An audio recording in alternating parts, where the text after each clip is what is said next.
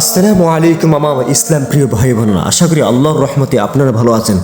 অত্যন্ত গুরুত্বপূর্ণ একটি হাদিস আপনাদের সম্মুখে নিয়ে আসছি, যা শুনলে আপনাদের অবশ্যই ভালো লাগবে।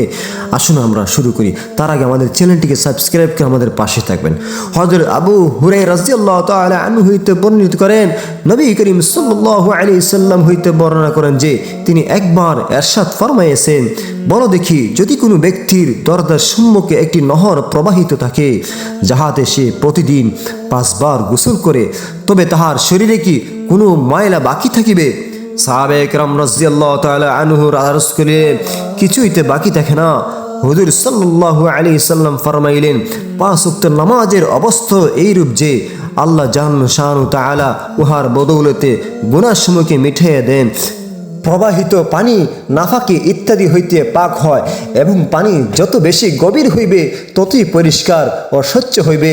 এই জন্যই হাদিস শরীফে উহার প্রবাহিত হওয়া এবং গভীর হওয়ার কথা বলা হইয়াছে। আর যত বেশি পরিষ্কার পানি দ্বারা গোসল করিবে তত বেশি পরিষ্কার শরীর হইবে। এমনিভাবে আদবের দিকে লক্ষ্য রাখিয়া নামাজসমূহ আদায় করা হইলে গুনাহ হইতে পবিত্রতা হাসিল হয়। বিভিন্ন সাহাবী হইতে আরও কতিপয় হাদিস এই একই ধরনের বিষয়ে বিভিন্ন শব্দে বর্ণিত হইয়াছে।